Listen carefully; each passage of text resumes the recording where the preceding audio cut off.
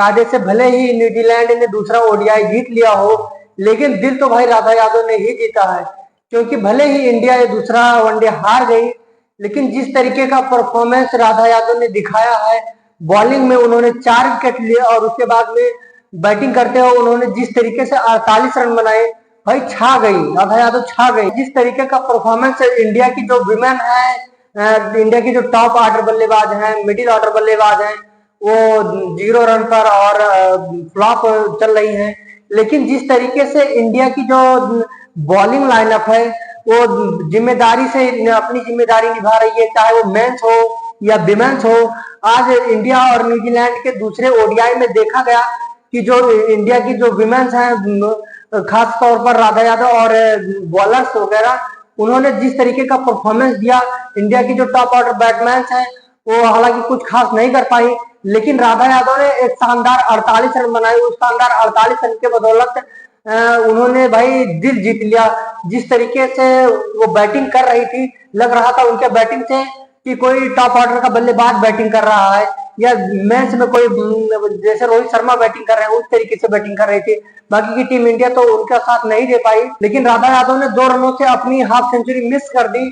तो भाई भले ही अपनी हाफ सेंचुरी मिस कर दी, लेकिन दिल तो राधा यादव ने ही जीत लिया। क्योंकि भाई जिस तरीके का परफॉर्मेंस उन्होंने दिखाया है, लाजवाब था भाई, सराहनीय था। तो इंडिया और न्यूजीलैंड की 3 ओडीआई सीरीज, 3 मैचों की सीरीज खेली जा रही है, जिसमें इंडिया ने पहला मैच तो आसानी से जीत लिया था, लेकिन न्यूजीलैंड विमेन ने कमबैक करते हुए इस दूसरे ओडीआई को 76 रनों से अपने नाम किया है। लेकिन अमूमन ये देखा जाता है कि जो ये न्यूजीलैंड की विमेंस हो चाहे मेंस टीम हो, वो हमेशा से इंडिया के जो चाहे मेंस हो या विमेंस हो, हमेशा से परेशान करते हुए नजर आए हैं। चाहे वो आप 2019 का T20 वर्ल्ड कप ही ले लीजिए, उसके बाद में 2021 का WTC ले लीजिए, इन्होंने हमेशा इंडिया को परेशान किया है, आईसीसी इवेंट्स में इंडिया को हराया है। उसके बाद में अभी 2024 का विमेन T20 वर्ल्ड कप ले लीजिए, उसमें न्यूजीलैंड ने इंडिया को हराया। तो भाई ये जो न्यूजीलैंड टीम है, ये कीवी है, ये हमेशा से इंडिया को एक बड़ा पीड़ा देते हुए आए हैं, ये पीड़ा जरूर देते हैं।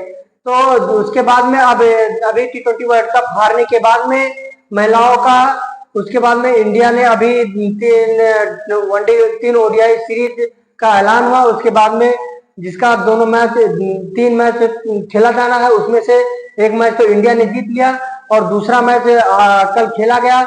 उसमें न्यूजीलैंड ने टॉस जीतकर पहले बल्लेबाजी करने का फैसला किया। पहले बल्लेबाजी करते हुए 259 रन बनाए। उसमें सोफिया डिवाइन ने 78 रनों की एक लाजवाब पारी खेली और उसकी बदौलत न्यूजीलैंड 269 तक पहुंची थी। बाकी के राधा यादव ने 59 रन देके 4 विकेट लिए 10 ओवर में, लेकिन उनकी 4 विकेट के शानदार कमबैक के साथ में इंडिया ने न्यूजीलैंड को 50 ओवर में 259 पर रोक दिया। फिर जवाब में टीम इंडिया जब बैटिंग करने आई तो इंडिया की तरफ से सफाली वर्मा ने 9 बॉल में 11 रन बनाए और स्मृति मंधाना ने 2 बॉल में 0 रन बनाए। भाई स्मृति मंधाना का देखा गया है, इन्होंने T20 वर्ल्ड कप में भी कुछ खास प्रदर्शन नहीं आया इनके बैट से, और अब तो ओडीआई चल रही, इसमें भी कोई खास प्रदर्शन नहीं आ रहा। फिर उसके बाद मेसका भाटिया ने 15 बॉलों में 12 रन बनाए। हरमनप्रीत जो की कैप्टन है, उन्होंने 35 बॉलों में 24 रन बनाए। फिर उसके बाद में जमीमा रॉड्रिक ने 28 बॉलों में 17 रन बनाए। फिर तेजल ने 38 बॉलों में 15 रन बनाए। फिर उसके बाद में दीप्ति शर्मा 23 में 15 उन्होंने भी बनाए। फिर रेड्डी ने बनाए 9 में 2 रेड्डी ने बनाए। फिर उसके बाद में राधा यादव ने 64 बॉलों पर भाई 48 रन बनाए। उधर 4 विकेट बॉलिंग करते हुए ले रही है।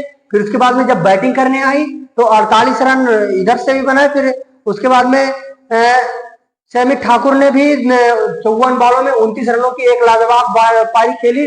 तो देखा गया पूरे उसमें कि जो इंडिया का जो बैटिंग क्रम था वो भी कुछ उनका भी परफॉर्मेंस एवरेज ही रहा है। अगर हरमनप्रीत कौर को निकाल दिया जाए तो उन्होंने 24 रन ही बनाए थे। बाकी की कोई किसी के बैट से खास प्रदर्शन नहीं आया, लेकिन राधा यादव और ठाकुर ने एक अच्छी साझेदारी की, 78 रनों की एक बढ़िया पार्टनरशिप की, जिसके बदौलत इंडिया ने 183 रन बनाए 10 विकेट के नुकसान पर 45 ओवर 1 गेंद में। हालांकि इंडिया इस मैच को हार गई, लेकिन भाई राधा यादव का जो परफॉर्मेंस था उससे ये लग रहा था कि राधा यादव आज 50 लगा सकती हैं, लेकिन दुर्भाग्य की बात है कि वो आउट हो गई और अपने अर्धशतक से चूक गई।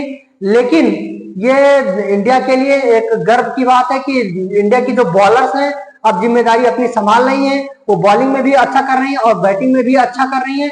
तो अब जो सबसे बड़ा सवालों का वो रहा है कि अब इंडिया की जो बैटिंग है, चाहे वो मेंस हो या विमेंस हो, अब उस पर काम करना होगा कि जो इंडिया की बैटिंग है वो कोलैप्स कर रही है, लेकिन बॉलिंग में वो अपना बखूबी काम कर रही हैं और वो बैटिंग में जब आ रहे हैं बैटिंग करने, चाहे मेंस हो या विमेंस हो, तो बैटिंग भी बढ़िया कर लेते हैं।